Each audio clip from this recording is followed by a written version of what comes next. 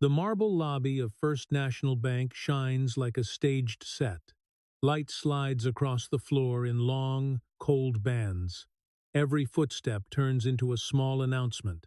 The air smells of lemon polish and expensive cologne layered over recycled heat. Margaret moves carefully through the glass doors, leaning on an old wooden cane. The cane is smooth where her hand grips it most. Her coat is simple. Her shoes are worn at the edges. She pauses a moment as the lobby noise presses against her ears. Not loud, just sharp in the way wealth can be sharp. A receptionist glances up, then down again, as if looking is already a decision. Margaret approaches the counter.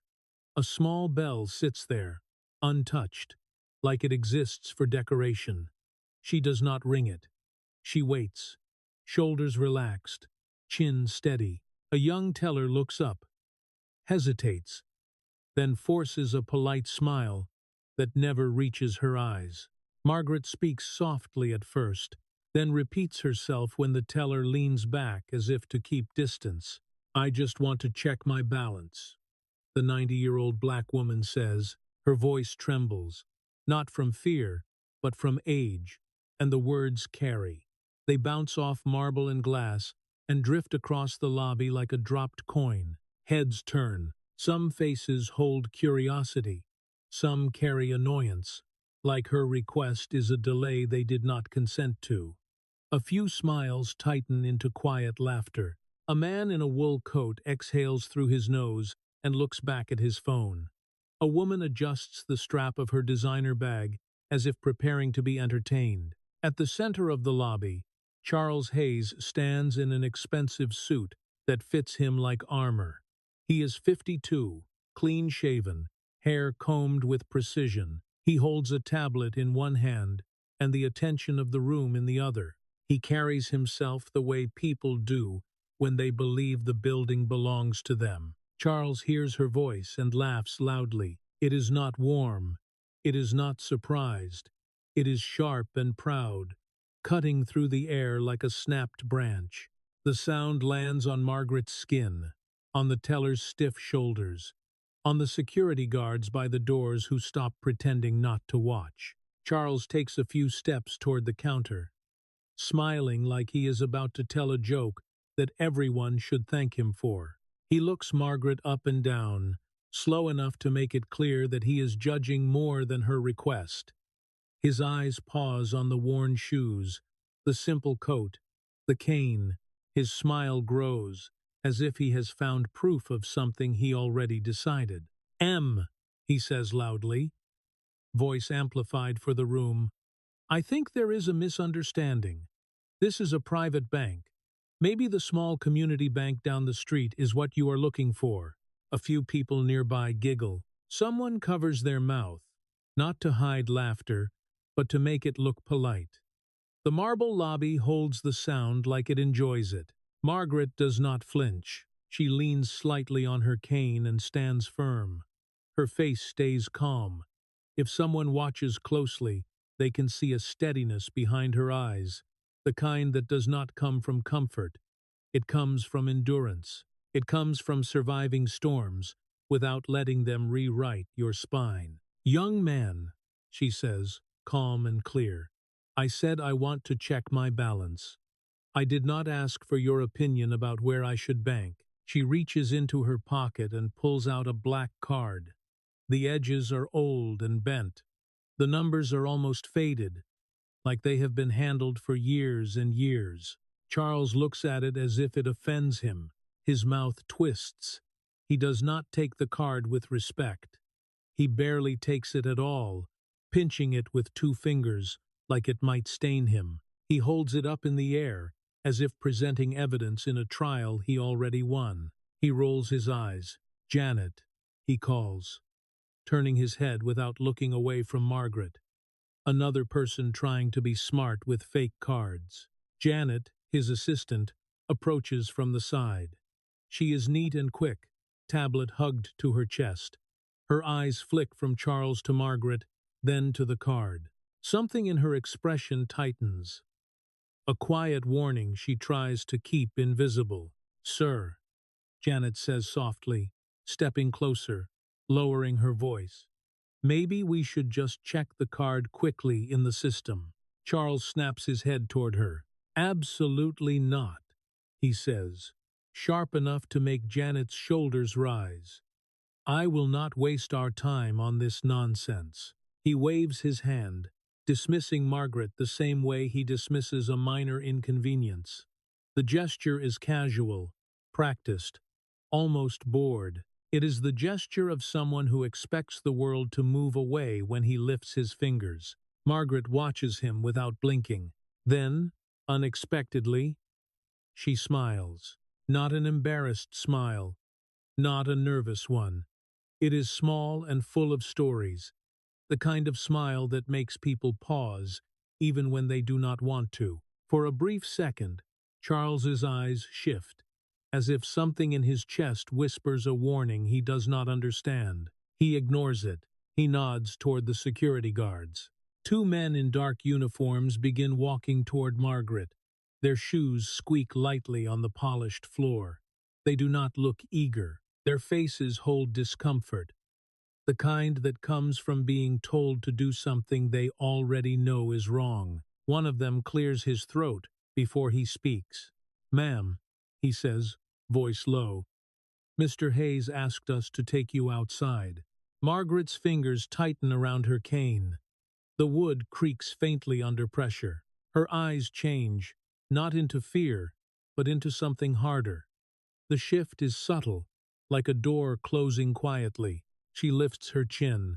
Young man, she says gently, I did not say I am leaving. I said I want to check my balance. The lobby holds its breath for half a beat. Charles laughs again, louder this time, feeding off the attention. He turns slightly, so more people can see him. See everyone, he says proudly. This is exactly why we have security. Confused people, trying to use services they don't understand. A few more chuckles ripple through the room. A phone screen tilts upward as someone prepares to record, pretending it is casual. Margaret does not move. She stands there in the bright, cold lobby, cane planted, eyes steady, as if the marble beneath her feet belongs to her as much as it belongs to anyone. And the guards, close now, hesitate for the smallest moment, caught between an order and the quiet strength in the old woman's posture. The nearest chandelier throws a clean white shine across Margaret's black card, making its bent edges look even older in Charles's pinched fingers. He holds it like a prop, enjoying the attention the way some men enjoy applause. A woman in a cream coat lets out a delicate laugh and then pretends to cough. Someone behind her mutters, annoyed, about the line. The marble swallows their voices and gives them back softer, as if the building itself is trained to keep things polite. Janet's tablet screen glows against her palm. Her eyes dart to the security guards, then to Margaret's face, searching for a crack, a plea, anything that would make this easier. Margaret gives her nothing. She stands still, cane planted, shoulders squared. Charles leans forward slightly, lowering his voice just enough to sound reasonable while still letting the lobby hear. Let's make this simple, he says. You don't want to be embarrassed. The words hang there, slick as oil. Margaret's smile stays small, not sweet, measured. The security guard closest to her shifts his weight. His radio crackles softly at his shoulder, a burst of static that seems too loud in the clean lobby. He avoids Margaret's eyes. Charles turns to the room as if it belongs to him. He gestures with the card. This is what happens, he says, when people walk into places they don't understand. A few people laugh again, sharper now. Encouraged. A man in a gold watch smirks and folds his arms. A woman with a designer handbag lifts it slightly, as if shielding herself from the sight of someone out of place. Margaret's gaze moves over them without judgment. It's not a glare. It's an assessment, like she's reading a classroom the way she used to, noticing who is nervous, who is cruel, who is silent, because silence feels safer. Then, just as Charles's grin widens, the air changes. Margaret lets out a low laugh. It is not weak. It is not defensive. It rolls out of her like music, deep and steady. And for a moment it cuts through the lobby's snickering, as if it doesn't recognize it as important. The laughter stops people mid-breath. Mrs. Catherine Vance, the woman with the handbag, tilts her head and lets her voice carry like perfume. "Poor thing," she says loudly. "Maybe Alzheimer's. My maid was like that." A few people chuckle at that. The kind of laugh that pretends it isn't cruelty. Margaret's eyes lift to Mrs. Vance. Her smile shifts, becoming something else. Not anger, not hurt. Something older. "Alzheimer's?" Margaret says, almost tasting the word. "That's funny." She turns her head slightly, and her voice softens, as if she's sharing a memory with someone sitting close. "Because I remember very clearly the day I worked 14 hours cleaning your grandfather's office back in 1955. The sentence lands like a dropped glass. Silence spreads outward, fast. The polished lobby suddenly feels colder. The teller behind the counter freezes with her hands hovering over the keyboard. One security guard swallows hard. Charles's face tightens. The laugh on his lips collapses into a stiff line. His family name is stitched into the building in ways that don't show on plaques. People know the Hayes Bank has history. They just don't expect history to speak back. "Excuse me," Charles says, and the word comes out uneven. Margaret doesn't raise her voice. She doesn't need to. Her calm pulls the room toward her. "You were 15, she continues, looking at Charles now, not at the crowd. "I worked after school so my mother and I could eat. Your grandfather liked to leave cigarettes burning on the marble just to see if I would dare to complain." A faint inhale moves through the lobby, like the whole room has taken a breath at once. Margaret's cane remains planted. Her hand is steady on the handle. "I never complained," she says. "We needed the money." Janet's mouth parts slightly. Her eyes flick to Charles, then back to Margaret. She looks like someone hearing a rumor become a living thing. Charles tries to regain control with a scoff. His suit jacket shifts as he straightens. "These are just stories," he says. "Anyone can lie." Margaret's gaze does not waver. "Your grandfather had a scar on his left hand," she says, slow enough that each word feels deliberate. "He got it the day he tried to break a glass over my head when I was 17. The room holds perfectly still. Margaret's voice stays gentle, almost clinical. "He missed," she adds. "Cut his own hand. Later he told everyone it was a gardening accident." Charles's skin turns a deeper red. A sheen of sweat appears at his hairline despite the lobby's cold air.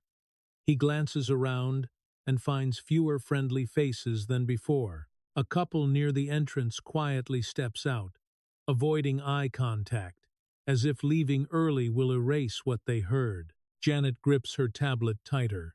The screen reflects a pale slice of her face. Her throat bobs as she swallows. Margaret looks at Charles with something close to pity, but not soft enough to excuse him. "Funny," she says, "how family habits pass from one generation to the next." Charles's jaw clenches. For a moment he seems smaller, like the marble has grown higher around him. Then pride returns, fast and desperate, like a mask snapped back into place. He lifts his chin and turns sharply toward the guards. "Security," he barks, voice cracking just slightly. "Remove this woman immediately. If she refuses, call the police." A few people gasp. Others lean in, hungry for escalation. The guards hesitate, their shoulders tense, caught between the order and the optics of dragging an elderly woman across a polished floor. Margaret doesn't step back. Her posture changes. subtle but unmistakable. Her back straightens, her shoulders lift. The cane becomes less a support and more a staff planted in the ground. Her face stays composed, but her eyes sharpen, bright with the kind of memory that has survived decades. She looks at Charles, as if he is the one who has wandered into a place he doesn't understand. "Young Hayes," she says quietly, "are you sure you want to call the police on a client of your own bank?" The sentence is calm, almost conversational, but it chills the room. She tilts her head, letting the threat hang without raising it into a shout. I believe the newspapers would enjoy that story. Phones shift in hands. Someone's screen lights up. A finger hovers near a record button. Charles's lips part as if to speak, but the lobby has already leaned away from him. He doesn't know it yet. He doesn't know what sits behind Margaret's steady eyes, or what her name means in the bank's system, or what her calm is really holding. But the audience does. Charles does not know she is one of the bank's biggest private clients, and she has been recording since she walked in. Charles's throat works as if swallowing something sharp. The moment Margaret mentions newspapers, his eyes flick toward the closest phone screen and then away, like he can pretend it isn't there. "Ma'am," he says, forcing a smile that looks stretched, "you're making a scene." The lie of it sits in his mouth. The scene is his. The laughter was his. The room knows it, even if no one says it out loud. Margaret keeps her gaze on him, steady as a clock hand. The security guards hover at her sides, close enough that their belts and radios fill the air with small mechanical sounds. A faint click of a holster, a soft burst of static, the squeak of rubber soles on polished marble. Charles turns slightly, widening his stance like he's anchoring himself. "Police," he repeats, louder, as if volume can rebuild authority. Now, one guard reaches toward his radio, hesitates, then lifts it anyway. His thumb pauses above the button. His eyes glance to Margaret's face, then to Charles's, as if searching for permission to choose the humane option. Mrs. Catherine Vance shifts her weight, satisfied by the escalation. Her expensive perfume cuts through the lobby's clean scent as she leans toward a friend. "Honestly," she murmurs, loud enough to travel, "some people don't know their place." Margaret's expression doesn't change, but something in her eyes tightens, the way a teacher's gaze tightens when a student thinks the lesson is optional.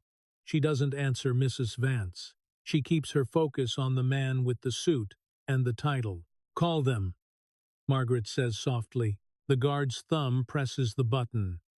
The radio gives a quick chirp.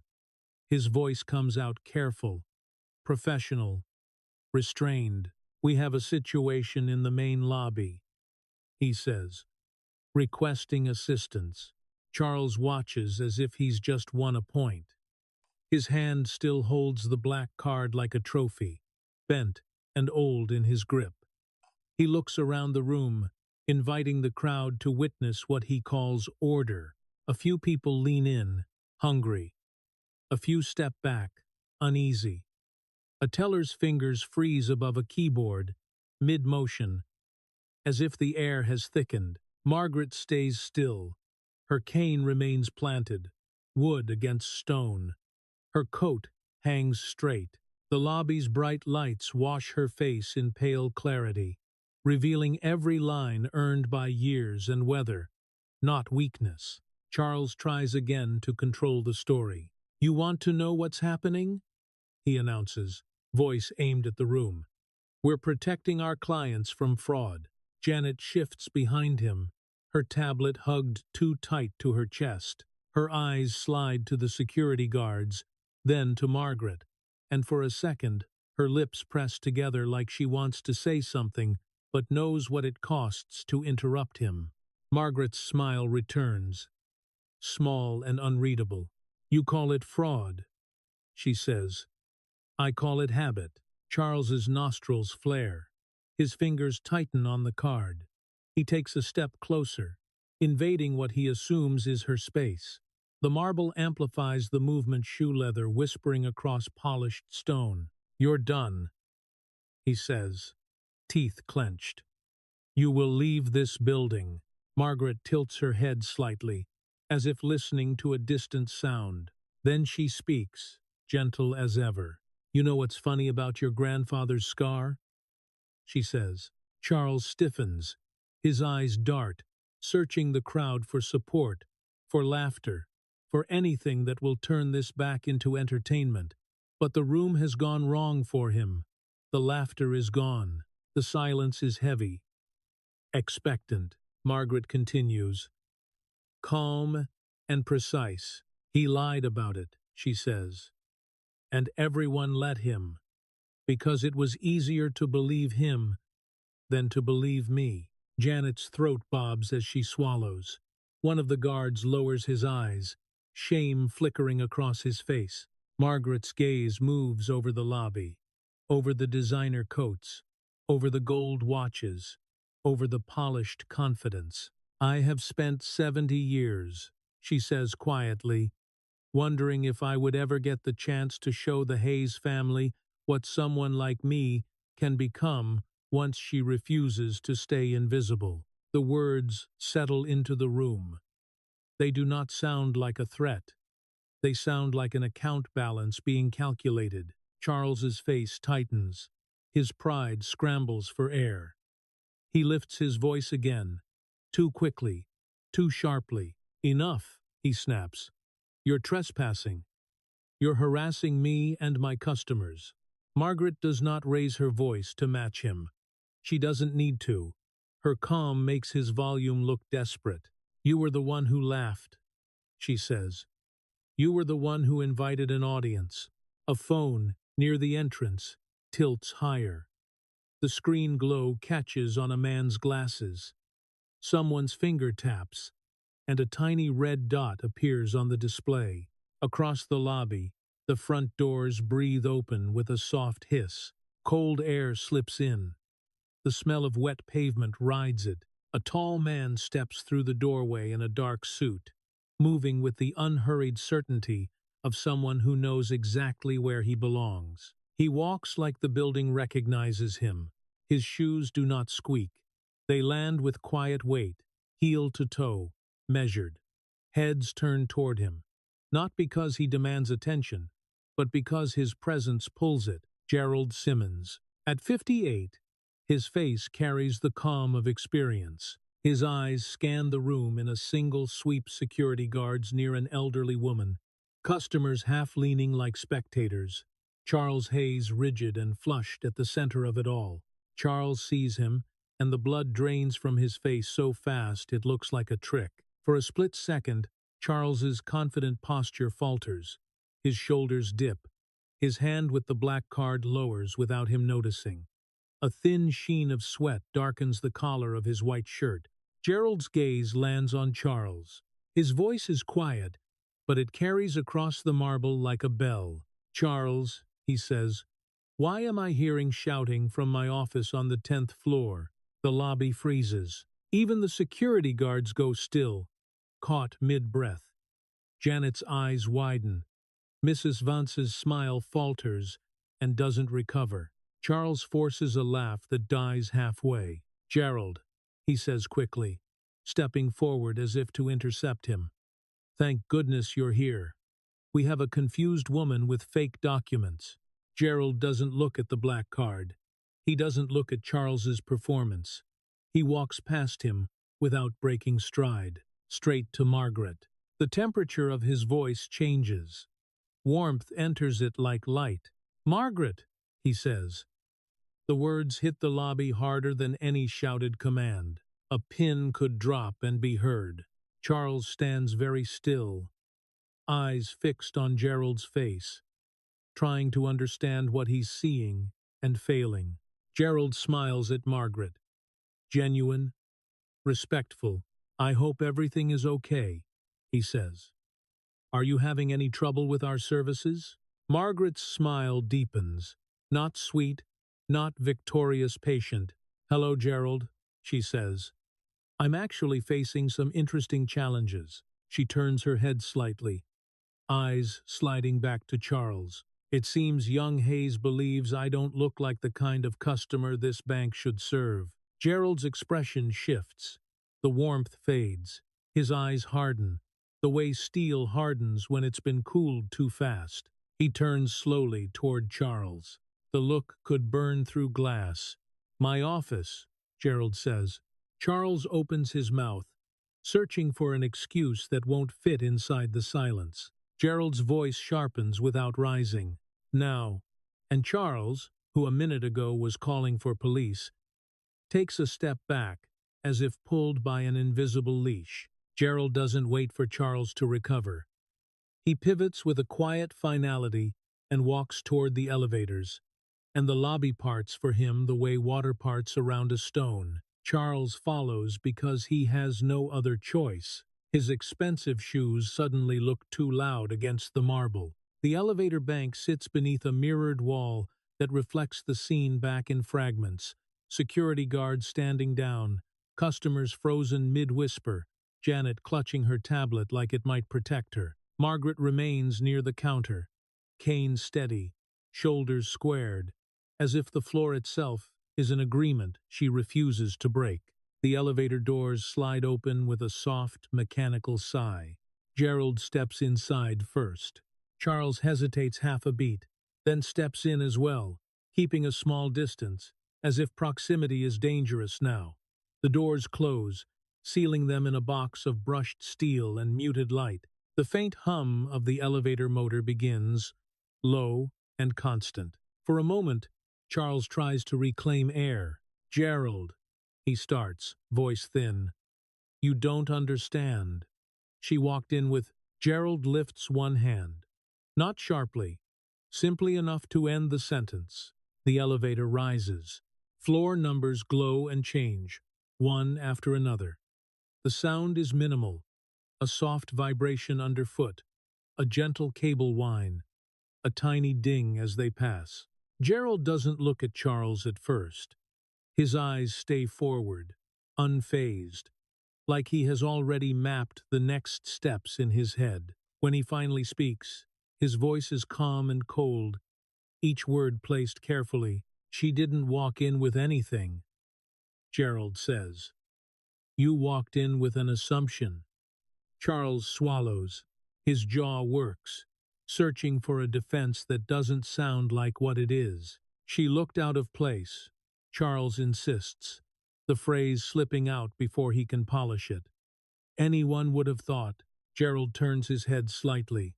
His gaze lands on Charles like a weight.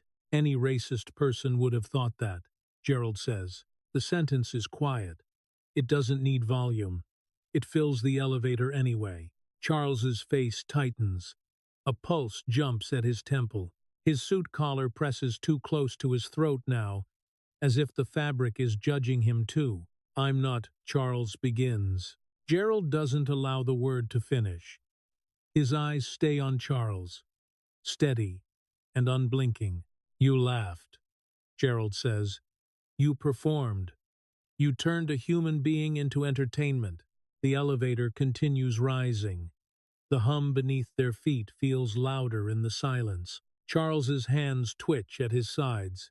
He is used to rooms bending toward him.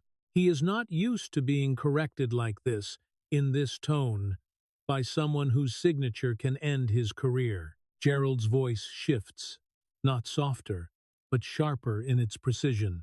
Margaret isn't just a customer, he says. She was my teacher. Charles blinks. The words don't fit the picture he built in his mind. He searches Gerald's face for a hint of exaggeration and finds none. Gerald looks away again, forward, as the elevator approaches the upper floors. A small ding sounds, clean and indifferent. She was the only person who believed a poor kid from Brooklyn could become more than what society expected. Gerald continues. She didn't flatter me. She challenged me. She made me earn every answer. Charles's lips part. He looks like he wants to ask how, why, when. The questions pile up behind his teeth. trapped by the fact that any question will sound like disbelief. The elevator's light flickers slightly as it passes another floor. The air inside feels dry, too warm. Charles tries to regain ground with a whisper. "How was I supposed to know that?" he asks, voice cracking in the middle. Gerald turns fully toward him now. "Because you should have asked," Gerald says, "before you humiliated her in public." The elevator slows. The change in speed is subtle, but unmistakable, like a breath being held. Gerald's tone doesn't rise. It doesn't need anger to punish. "Leaders don't judge customers by what they wear," he says. "Your job is to serve, not to impress rich people by making someone else feel small." The elevator doors slide open on the 10th floor with a soft chime. The hallway beyond is carpeted, quieter, lined with glass walls and framed awards. The air smells faintly of coffee and paper. Gerald steps out immediately. His stride is quick and firm, a man moving toward something that is already decided. Charles follows more slowly, his shoulders pulled inward, as if the ceiling is lower up here. They stop outside Gerald's office. Through the large glass panel, the office looks like another world-clean desk. Leather chair, a view of the city cut into squares by windows. Gerald opens the door and walks in without inviting Charles. He sits down, straightens a file on his desk with 2 fingers, and picks up the phone. Charles remains in the hallway, just outside the threshold, unsure whether he is allowed to enter. The glass reflects his face back at him, pale, tight, eyes slightly unfocused. For the first time, he looks like a man hearing his own name used against him. Gerald starts dialing. One number, then another. The phone buttons click softly in the quiet office, each click sounding like a lock turning. Gerald's voice stays low, too muffled for Charles to catch full words, but the rhythm of it is unmistakable. Short sentences, direct questions, confirmations. Charles's heartbeat accelerates in his ears, louder than the office hum. His palms dampen. He rubs one hand against his suit pants and leaves a faint, darker streak that he quickly tries to smooth away. Behind him, the hallway remains still. An assistant passes at a distance, glances once, then looks away. The glass walls make it impossible to hide. Charles feels exposed, not by cameras, but by clarity. Downstairs, far below, the lobby exists in his mind like a stage he just lost control of. He imagines phones lifted, whispers spreading, Margaret's calm presence holding the room. Inside the office, Gerald keeps dialing. The third call takes longer. Gerald's posture doesn't change. He listens, nods once, then speaks again with the same measured tone. Charles watches through the glass and feels something closing around him. Not hands, not cuffs, but consequences. His pride tries to fight back, but it has nowhere to stand. Each phone call is a door shutting. Each click is another piece of his future moving out of reach. For the first time, Charles doesn't feel like the president of a bank. He feels like a boy waiting outside a principal's office, trying to remember when exactly the joke stopped being funny. Down in the lobby, the air feels different after Gerald and Charles disappear into the elevators. The laughter doesn't return. It can't find its way back into people's throats. Margaret eases into a soft brown leather armchair near the center of the room. The leather creaks under her weight, a small, honest sound in a place built to hide sounds like that. She sets her cane beside the chair, angled neatly against the armrest.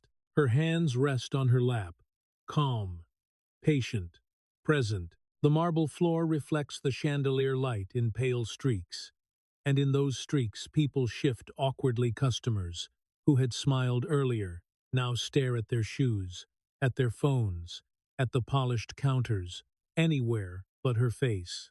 The security guards drift back toward their post, slower than before, their eyes lowered. Janet returns a few steps later, moving carefully, as if loud footsteps might shatter the silence. She holds a tablet with both hands. The screen glow paints her fingers a faint blue. Her expression has changed. The practiced sharpness is gone, replaced by something close to respect and something closer to fear. She stops beside Margaret, not looming, not rushing. "Mrs. Margaret?" Janet says softly. Margaret looks up, and Janet's voice grows gentler, like she's learned that volume isn't power here. "Mr. Simmons asked me to help you with anything you need," Janet continues. "Would you like to check your balance somewhere more private?" The word private hangs for a moment. A doorway to a side room sits open across the lobby, dimmer and quiet, like an exit from a spotlight. Margaret's eyes drift across the room instead. People pretend not to watch, but their attention clings to her anyway. A man near the entrance stops scrolling on his phone. A woman with a pearl necklace pinches her lips and shifts her handbag higher on her shoulder. Margaret smiles kindly, but the kindness does not weaken her. "No," she says. "We will do it right here." Janet blinks once, as if she didn't expect that. Margaret's gaze is steady as she adds, calm and clear. "Transparency matters, especially in banks." A faint ripple moves through the crowd. Someone exhales too loudly. A teller behind the counter adjusts her name tag, fingers trembling.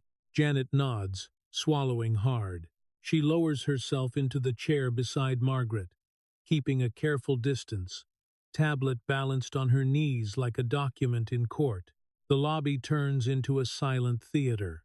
The security guards stand with their hands clasped in front of them, eyes forward. The teller stations go still. Even the revolving door at the entrance slows as people hesitate, deciding whether leaving now makes them look guilty. Janet taps the screen. Each tap makes a soft, hollow sound. The tablet emits a quiet beep, bright and clinical in the hush. "Mrs. Margaret," Janet says, voice tight. "I'm going to pull up your accounts." Margaret nods once. "Take your time," she says. Janet's fingers hover, then begin typing. She double-checks each digit, her mouth moving slightly, as if counting without sound. Her nails click softly against the glass. The glow reflects in her eyes. A man in a gray suit leans forward, as if he can see the screen from 20 feet away. He can't, but his body betrays him anyway. Mrs. Catherine Vance stands farther back now, no longer bold, her face held in a stiff mask that doesn't quite hide the unease in her eyes. Janet pauses and glances at Margaret. "Would you like me to read the balance out loud?" she asks. Margaret's voice is gentle, almost instructional. "Yes, dear," she says. Loud and clear, Janet inhales. The sound is audible in the quiet. She looks down at the tablet again, and her eyes widen. For a fraction of a second she stares, frozen, as if her brain needs time to accept what it's seeing. Her throat tightens. She swallows and tries again, blinking hard. "The balance in your main checking account," Janet says, voice trembling slightly, "is $847,000. The number lands, and the room reacts like a single organism. A murmur sweeps across the lobby, low but immediate. Shoes shift. Someone's breath catches. A small metallic clink echoes as a set of keys slips from a nervous hand and hits the marble. Mrs. Vance's designer bag slips from her fingers and drops with a blunt thud. The sound is heavy and final against the polished floor. Heads snap toward it, then back to Margaret, as if the bag's fall is the only honest reaction anyone has managed so far. Mrs. Vance's face drains of color. Her mouth opens slightly and closes again. She presses her lips together, trying to seal the humiliation inside. Margaret doesn't react to the noise. She doesn't look at the bag. She keeps her gaze on Janet, patient as a teacher waiting for the next line of a student's work. Then Margaret tilts her head a fraction, almost curious. "But dear," she asks softly, "isn't that only one account?" The murmur stutters. Janet blinks quickly, as if waking from a dream. Her fingers move again across the screen, faster now, the taps sharp with urgency. "Yes," Janet says, voice thinner. "You also have an education savings fund with $1.2 million. The room tightens again. A man who had been smirking earlier now stares straight ahead, eyes unfocused, like he's calculating something and losing. Janet scrolls. The screen glow brightens on her hands. "And an investment account," she continues, "with 3.8 million. A sharper whisper spreads, then dies, as if people are afraid of what they might say out loud. Janet scrolls again, her fingers slow. She stops. Her eyes flicker. She reads the line, then reads it again, lips parting without sound the first time. Her throat tightens visibly. "And an endowment education fund," Janet says, carefully, "with $12.4 million. Silence drops so completely, it feels physical. You can hear the air conditioner hum. You can hear the faint buzz of a light fixture. Somewhere near the entrance, a phone vibrates once against someone's palm. A soft rattle that seems too intimate for a room this public. Margaret nods, as if the numbers confirm a lesson rather than a victory. Janet's hands hover above the tablet, trembling. Around them, people stand frozen in a new kind of stillness, not entertained anymore, not amused, not superior, just aware. And in that awareness, the lobby feels smaller, like the marble has shrunk and left their judgment with nowhere to hide. Janet's thumb hovers above the tablet as if the glass might burn her. The air conditioner continues its steady hum, indifferent to the number now sitting in the lobby like a stone dropped into still water. Across the room, someone clears their throat and immediately regrets it. The sound is too loud, too human. Margaret remains composed, hands folded, gaze resting on Janet's face with quiet expectation. Not demanding, not triumphant, simply present. Janet blinks hard and scrolls again, slower this time. Her fingers move, as if she is walking across thin ice. "There are additional sub-accounts," she says, voice small. A soft beep comes from the tablet. The sound makes several heads flinch. Janet's eyes track the lines on the screen. She reads silently first, lips moving without sound, then lifts her head like she needs permission to speak. Margaret gives her a small nod. Janet swallows. "The combined total," she says carefully, "is just under $19 million. The murmur that follows is not disbelief now. It's collapse. A man in a tailored suit shifts back, as if the number has physical weight. A woman who had laughed earlier presses her fingers against her collarbone, as if steadying her heartbeat. Near the entrance, two customers who had been watching inch toward the revolving door, then stop, realizing that leaving now looks like a confession. The security guards stand like statues. One of them stares at the floor, jaw tight, as if replaying the moment he was ordered to remove her. The other looks at Margaret's cane, and then away, ashamed of what he almost did. Janet's hands tremble so badly, she steadies the tablet with her forearm. The screen's glow reflects in her eyes, making them look glassy. She keeps staring at the numbers, as if they might rearrange themselves into something less devastating. Margaret's expression stays gentle. Then she speaks, soft enough that the room has to lean toward her to hear. "That will do," she says. The words should end the moment. They don't. Not yet. A soft chime sounds from the elevator bank. Heads turn as one. The elevator doors begin to slide open, and the sound, metal against track, controlled and smooth, cuts through the silence like a knife through paper. Charles steps out first. He looks as if the building has drained him. His face is pale, the skin around his eyes tight. Sweat darkens the fabric under his arms, staining the crisp white of his shirt. His tie sits slightly crooked now, like his hands failed to fix it. His fingers twitch at his sides, unable to settle.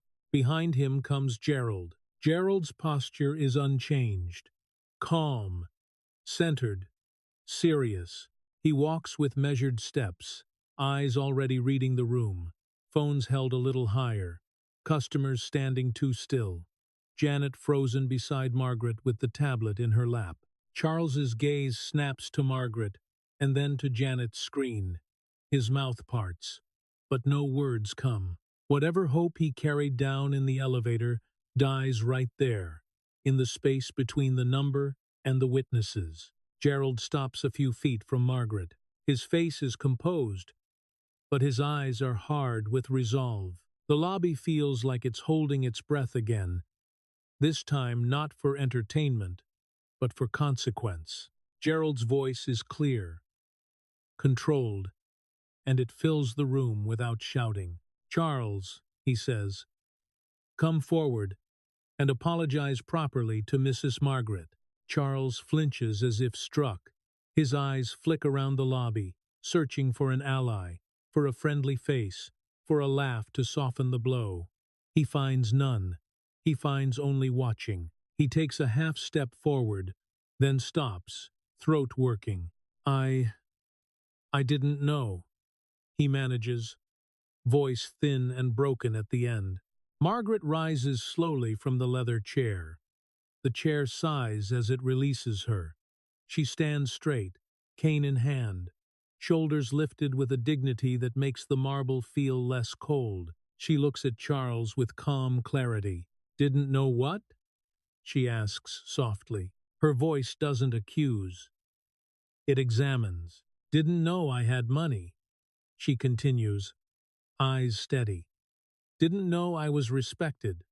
Or didn't know you are supposed to treat every human being with dignity, whether rich or poor." Charles's lips part.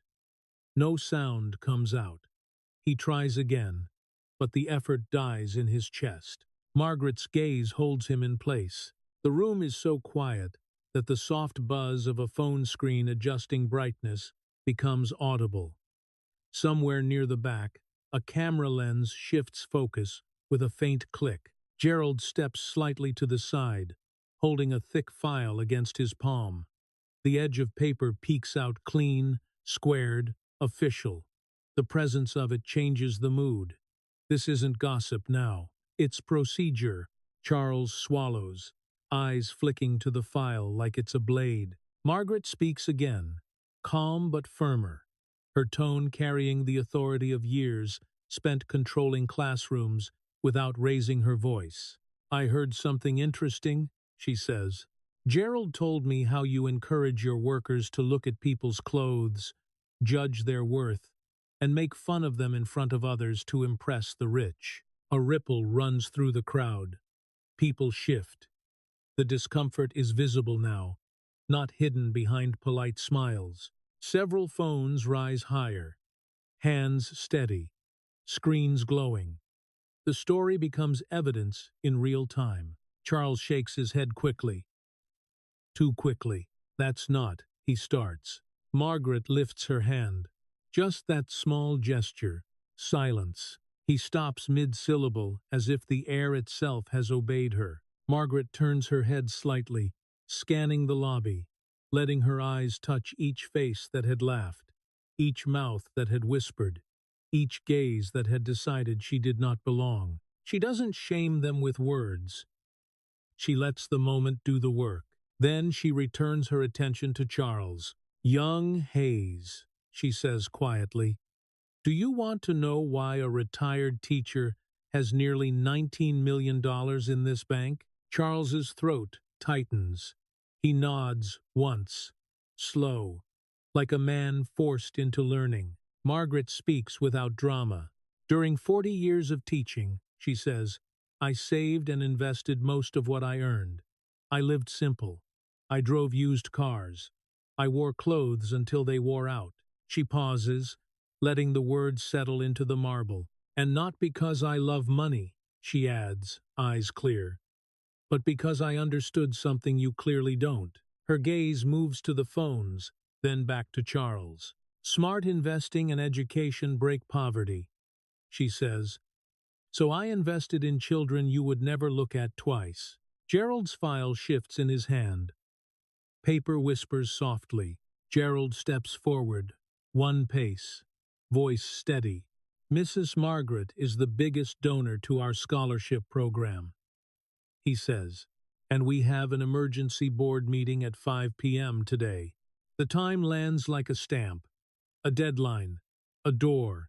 Charles's knees look unsteady for a moment, like the marble might tilt beneath him. He stares at Gerald, then at Margaret, then at the phones pointed toward him, and the realization settles in his eyes with a slow horror. This isn't ending with an apology. This is beginning with a record. The mention of 5 p.m. changes the air in the lobby. It turns the moment from embarrassment into a countdown. Charles's eyes flick to the glass doors, as if he can step out and reset the day. He can't. The phones are already up. The screens are already glowing. Small red dots blink in the corners like patient witnesses. He tries to speak again, lips dry. Gerald, please, he says, voice low, as if lowering it will make the room stop listening. We can handle this privately. Gerald doesn't look at him with anger. He looks at him with finality. This happened publicly, Gerald says. It gets addressed publicly. Charles's shoulders tighten. His fingers curl and uncurl at his sides, searching for something to hold. His gaze darts toward Janet, toward security, toward the customers who used to smile at his jokes. No one offers him a lifeline. They stand still and watch, careful not to become part of his defense. Margaret shifts her cane slightly, the rubber tip making a soft squeak on the marble.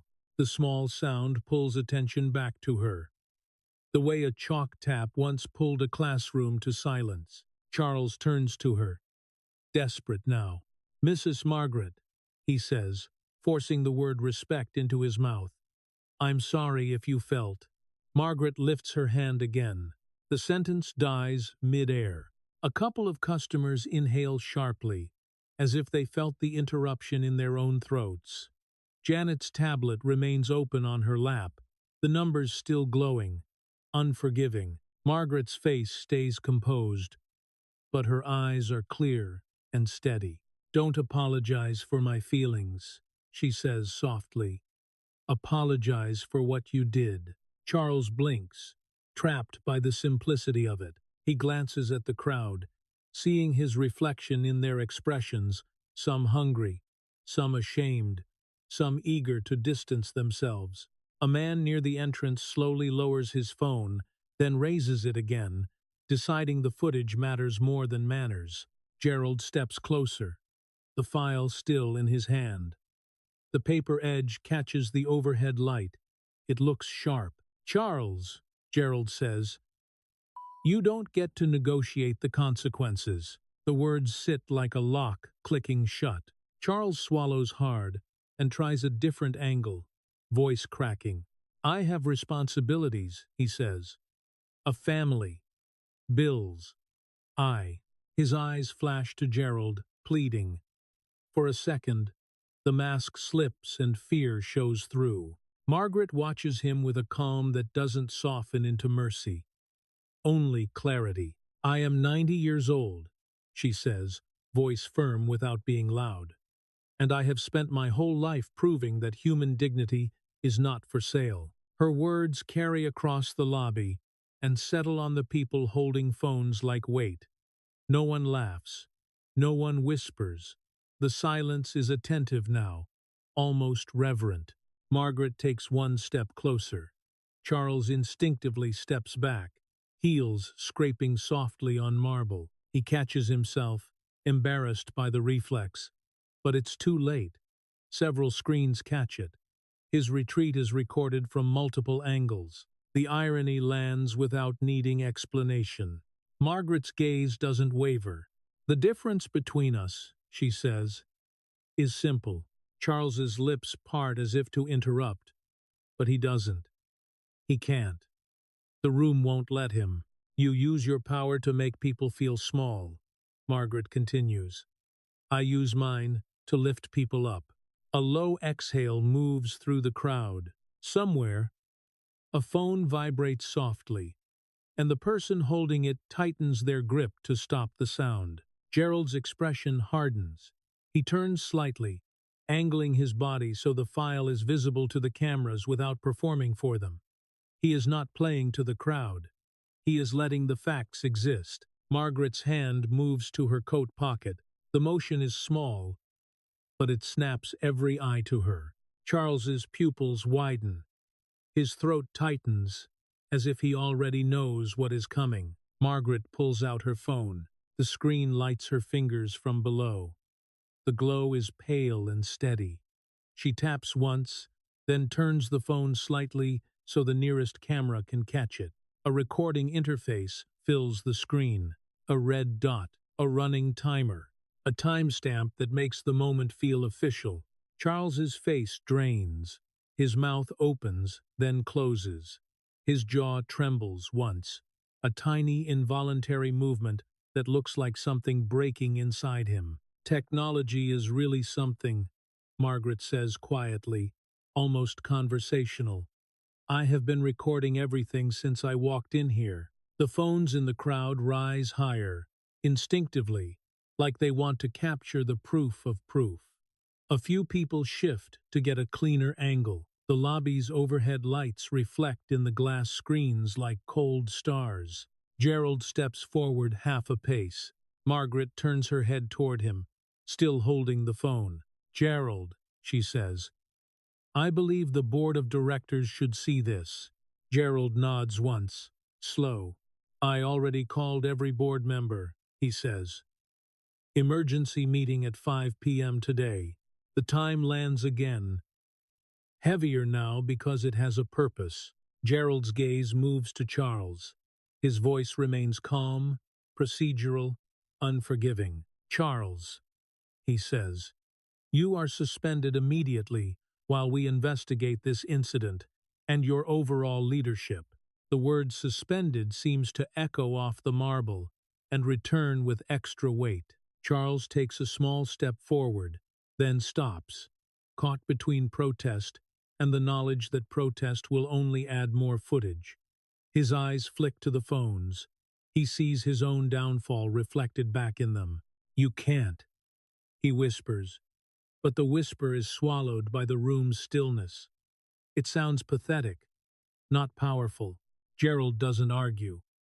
He doesn't need to. The process has already started. Margaret lowers the phone slightly, but keeps it in her hand, like a key. The crowd is silent. But the silence is no longer empty. It's full of documentation, full of consequence. Charles stands in the center of the lobby, surrounded by wealth, surrounded by cameras, surrounded by people who no longer find him funny. And for the first time, he looks like a man who understands what a record can do. At 5 p.m., it won't be a story. It will be evidence. Gerald steps to the nearest service desk and sets the file down with controlled care. The paper inside shifts with a dry whisper. A small metal clip catches the overhead light. Nothing about it is dramatic, yet it changes the room the way a uniform changes a conversation. He opens the folder and slides out a single form. The page is clean, bordered, official. He picks up a stamp from the desk, heavy, inked, and holds it for a second as if weighing the moment. The stamp comes down. Thump. The sound is blunt against the polished surface. A few people flinch, as if the noise touched their nerves. Gerald presses once more to make it crisp, then lifts the stamp and lets the document sit there with fresh ink. Time, place, and action reduced to something that can't be laughed away. He turns the page slightly toward Janet. Initial this, he says. Janet's fingers shake as she takes a pen. The pen tip scratches lightly across paper. She signs, then sets the pen down like it suddenly weighs too much. Margaret watches, calm. Her phone remains in her hand, screen still lit. The red dot is visible if you're close enough. The timer keeps running as if it doesn't care who is standing where. Gerald looks at Margaret. Mrs. Margaret, he says. May I? She tilts the phone toward him. Gerald doesn't grab it. He doesn't snatch. He touches it with 2 fingers, careful, respectful, and taps the screen. A list of clips appears short, labeled by time. The top entry shows today's date. The running timer continues at the corner, steady as a heartbeat. He angles the phone slightly toward the nearest camera without speaking to it, letting the evidence be seen without turning it into a show. The light catches the glass. A few screens in the crowd adjust brightness automatically, as if trying to keep up. Gerald hands the phone back. We'll preserve the original, he says quietly. No edits. No gaps. Charles stands a few feet away, stiff and hollow. His eyes lock onto the phone and then flick away, like looking at it too long will make it reel faster. His hands hover at his sides, unsure what to do without applause or authority. A security guard approaches Gerald, cautious. Sir, the guard says, what would you like us to do? Gerald's gaze stays on Charles. Nothing dramatic, he replies. Just procedure. Procedure. The word lands, like a lid closing. He gestures toward the file. This incident report stays with me, Gerald says. Time-stamped. Witnessed. Signed. He glances across the lobby at the phones. And documented, he adds, voice flat. Charles's jaw tightens. He tries to lift his chin, but the attempt looks like a reflex, not confidence. I want to explain, Charles says, voice cracking with urgency. I can. Gerald cuts him off with a single look. You can speak at the meeting, Gerald says, if the board wants to hear it. Margaret shifts her cane slightly. The rubber tip makes a soft squeak on marble, and the sound pulls the room back to her. She turns her head toward the crowd. Her expression is not victorious. It's instructive, like she's reminding a room of adults that they are still capable of learning. Some of you laughed, she says calmly. Some of you looked away, would buzz through, would change his vendor. Some of you looked away. A woman near the back lowers her phone, cheeks burning. A man in a tailored coat swallows and stares at the floor. Margaret's gaze returns to Charles. And you, she says, voice gentle but precise, made a choice because you thought no one important was watching. Charles opens his mouth. It stays open a second too long. He closes it again, his throat moving as he swallows words that don't fit. Gerald steps forward and speaks with the same measured tone, now aimed at everyone. This bank survives because customers trust it, he says. That trust is not negotiable. His eyes scan the lobby once, not to intimidate, to confirm what's been witnessed. 5 p.m., he says. The board reviews this recording and this report. Margaret nods slightly, acknowledging the process without needing to demand it. She looks at Janet, who still sits with the tablet on her lap, knuckles white. Close the account screen, Margaret says softly. Janet's fingers move quickly. The tablet's glow dims, then goes dark. The room feels less exposed, but not relieved. The numbers are already inside everyone's head. Gerald turns to Charles. For now, he says, you step away from operations. Charles's lips tremble. That's not fair, he says, and the phrase sounds childish in the marble air. Gerald's eyes stay steady. Fair would have been you checking her balance, he replies, without a show.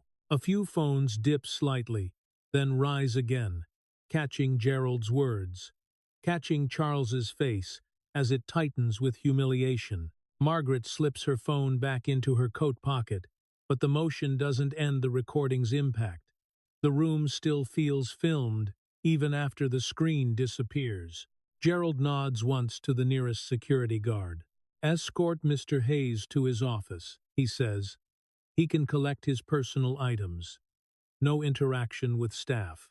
The guard hesitates for a fraction of a second, then nods.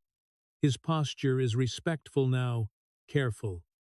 He steps toward Charles, not as a threat, but as a boundary. Charles's eyes flash with anger, then fear, then something like resignation. He looks around again, searching for the people who used to laugh with him. He finds only witnesses. He takes one step, then another, guided by the guard's quiet presence. The same walk he ordered for others, now assigned to him. As Charles moves away, the lobby does not celebrate. It doesn't erupt. It simply watches. The silence feels like a verdict being drafted. Margaret remains standing near the leather chair. Her cane rests in her hand like a reminder, not of weakness, but of time. Gerald glances at her. "Are you all right?" he asks, quieter now. Margaret's eyes soften slightly. "I'm fine," she says. "I've been fine for a long time." The words carry a weight that doesn't need explanation. Gerald nods, then turns his attention back to the file, to the stamped page, to the time set at 5 p.m. Outside the glass doors, the city keeps moving. Inside, the bank has stopped pretending, and the evidence is no longer a possibility. It is already in motion. Charles walks with the security guard toward the elevator bank, his steps smaller than before, shoulders tight, as if bracing for impact. The guard keeps a professional distance, not touching him, but close enough to make the boundary unmistakable. The polished floor reflects Charles's shoes, like a second version of him following behind, quieter and less certain. Near the entrance, a few customers shift aside to let him pass. No one speaks. The silence is not respect, it is caution.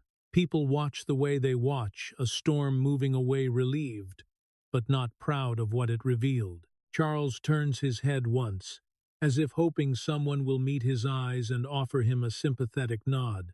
He finds only lowered gazes and glowing screens that don't blink. Gerald remains by the desk, file in hand. He doesn't chase Charles with insults. He doesn't perform. He simply makes a short call on his phone, voice low, words clipped. "Lock access," he says. A soft confirmation comes through the speaker. Gerald ends the call and slides the phone back into his pocket. The action is casual, but it changes everything. A man can still wear a suit when his access is gone. That doesn't make him powerful. Charles hears the words and stiffens, as if they struck him between the shoulder blades. "You can't do that," he says, turning halfway back, voice sharp with reflex. "I run this." Gerald's eyes lift, calm as stone. "You ran it," he corrects, without raising his voice. The guard glances at Charles, then forward again, as if giving him a final chance to choose dignity. Charles doesn't take it. He tries to reach for the only thing he knows, negotiation. "I can fix this," he says, voice rushing now. "I can issue a statement. I'll apologize. Gerald's gaze doesn't move. His tone stays procedural. "You don't get to write the ending," he says. "Not after you tried to write hers." Charles's mouth opens and closes. His eyes flare with anger, then scramble toward fear when he realizes that every word is still being recorded by other people, even if Margaret's phone is away. Across the lobby, Mrs. Catherine Vance steps forward, her posture smaller than earlier. Her face is tight, embarrassed, her expensive handbag held close like a shield. "Missus, Margaret," she says, voice trembling. "I want to apologize. Truly. I behaved badly. There's no excuse. The apology is thin, but it is real enough to shake." The people nearby listen, not kindly, but attentively. They want to see if anyone can change in front of them. Margaret turns toward her, expression gentle but unwavering. "Dear," Margaret says softly, "everyone makes mistakes. What matters is whether we learn or repeat them." Mrs. Vance swallows and nods, eyes shining, then steps back into the crowd, no longer centered, no longer comfortable. The lobby absorbs her retreat without comment. Charles watches this, and something in him twists. He looks as if he wants to argue that he is being treated unfairly, while others get forgiven. But he cannot say it without admitting the truth. He did not simply make a mistake. He made a spectacle. Margaret sits back down in the leather chair with deliberate calm. The leather creaks again, a quiet reminder that real things make sound. She places her cane beside her, neatly, as if resetting the room. Janet remains nearby, tablet closed, hands clasped too tightly in her lap. She looks at Margaret with a mix of respect and shame, like someone who has realized she has been trained to participate in cruelty by calling it policy. Margaret turns her attention to Janet. "Janet," she says, voice calm, "I'd like to make some transfers." Janet blinks. The request is simple, almost ordinary, and that simplicity lands like a lesson. Margaret isn't asking for revenge, she's asking for purpose. "Yes, ma'am," Janet says quickly, sitting straighter. "Of course." Margaret's gaze moves briefly toward Gerald, who stands a few steps away, still holding the stamped folder. He meets her eyes and gives a small nod, a silent promise that the procedure will hold. Charles's breathing becomes audible for a moment, short, uneven. The guard shifts slightly closer. "Sir," the guard says quietly, "this way." Charles looks around one last time. The lobby that used to reflect his power now reflects his collapse. He takes a step toward the elevators, then another, moving the way people move when the ground under them no longer feels owned. As he reaches the elevator, he stops abruptly and turns toward Margaret. Voice raw. "You wanted this," he says, not loud, but sharp enough to cut. "You came in here to ruin me." The accusation hangs for a beat. A few phones tilt higher, hungry for the next line. Margaret doesn't stand. She doesn't rise to meet the drama. She stays seated, hands calm, eyes steady. "I came in to check my balance," she says simply. The words are quiet, but they hit harder than shouting because they are true. The lobby feels the truth of them, the way a room feels a slammed door. Charles's face tightens. He looks like he wants to spit another accusation, but the guard's presence and Gerald's gaze hold him in place. Overreach has already cost him. Another outburst will only seal it tighter. He turns back toward the elevator doors. They slide open with a soft chime. Charles steps inside. The guard does not follow him in. He stands outside the doors, watching, ensuring the boundary remains. The elevator doors begin to close, and for a second, Charles is framed inside the narrowing gap suit, wrinkled now, tie crooked, eyes wide with the realization that his title cannot protect him from what he chose. The doors shut. The lobby exhales. No one cheers. No one claps. The silence that follows is heavy, but different now. It carries a strange clarity, like the room has finally admitted what it was always willing to tolerate until it became too visible. Janet opens her tablet again. The screen glows softly. "What transfers would you like to make?" she asks, voice careful. Margaret's eyes soften, just a touch, as if seeing beyond the marble and the cameras to the people who won't ever step into this lobby unless someone opens the door for them. "I have new students needing scholarships," Margaret says. Her words settle into the space the laughter used to occupy. And for the first time all day, the bank feels like it might be capable of learning. 6 months later, the marble lobby looks the same from a distance, but it feels different the moment the doors open. The light is still bright, the counters still polished, the air still carries that clean citrus scent. Yet the room holds itself with less arrogance. There is a new sign near the entrance, framed in brushed metal, the wording simple and impossible to argue with. A few employees stand behind the desks, with a different posture now. Their eyes lift sooner, their faces don't tighten into judgment before offering help. The change isn't theatrical, it's practiced. Margaret enters without hesitation. Her coat is still simple.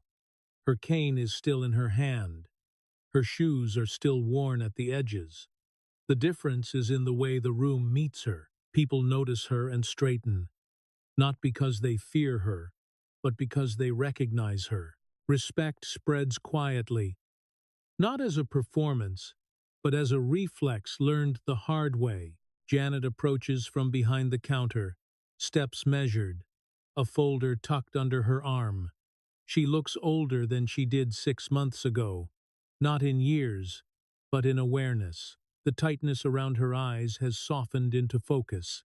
"Mrs. Margaret," Janet says, voice steady.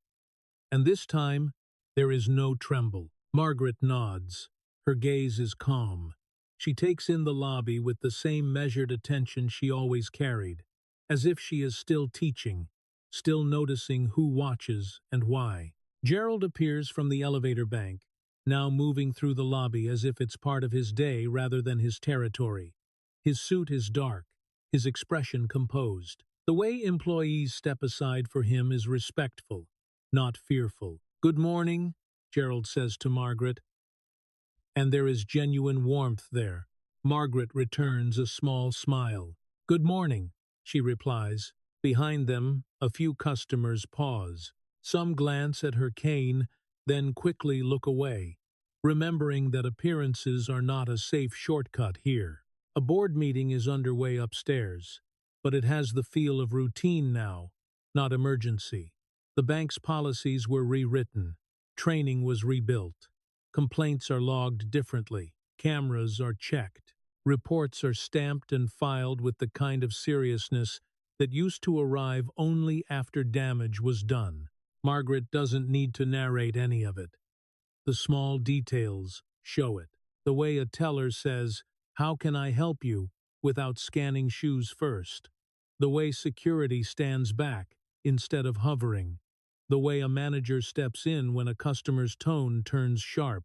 Margaret walks toward the elevator, cane tapping softly on marble. The sound is steadier than it used to be, not because she is younger, but because she is certain. On the elevator panel, her finger presses the button for the 15th floor. The ride is quiet. The gentle hum underfoot feels like controlled power, contained and useful. When the doors open, the hallway is carpeted and calm, lined with glass and framed certificates. A brass nameplate gleams beside a door. Her name is on it, not as a donor line at the bottom of a plaque, not as a whispered rumor, as a title. Margaret enters her office. It is not extravagant. A clean desk, 2 chairs, a window that looks out over the city, like a classroom window looks out over a future. A small framed photo sits near the edge of the desk, not large enough to show off, just large enough to remember. Janet steps inside behind her, placing an envelope on the desk with both hands, like it matters. "I wanted you to read this yourself," Janet says.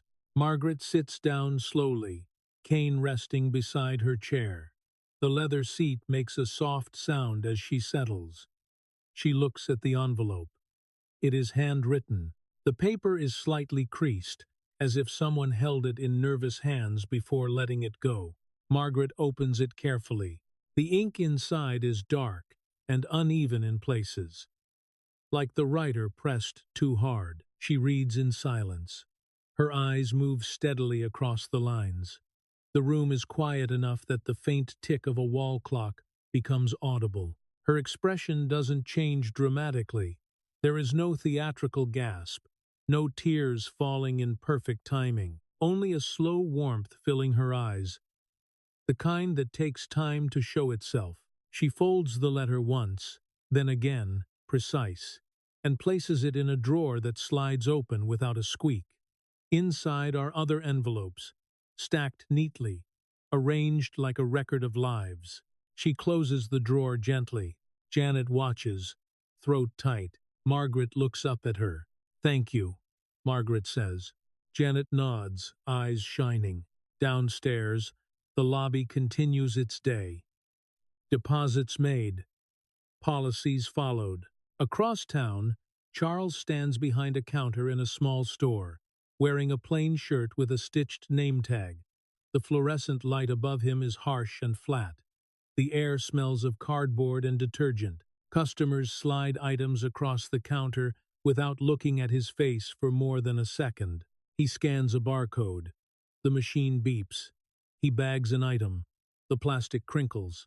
A customer taps a card and leaves without saying goodbye. Charles keeps his eyes on the register. He does not correct anyone when they ignore him. He does not demand respect. He cannot.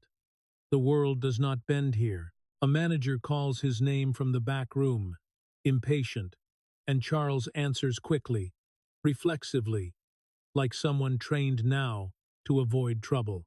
His suit exists somewhere in a closet, unused, expensive fabric that no longer means anything. Back at the bank, a small plaque sits near the entrance, newly mounted, polished and clean. The letters are simple, carved with care.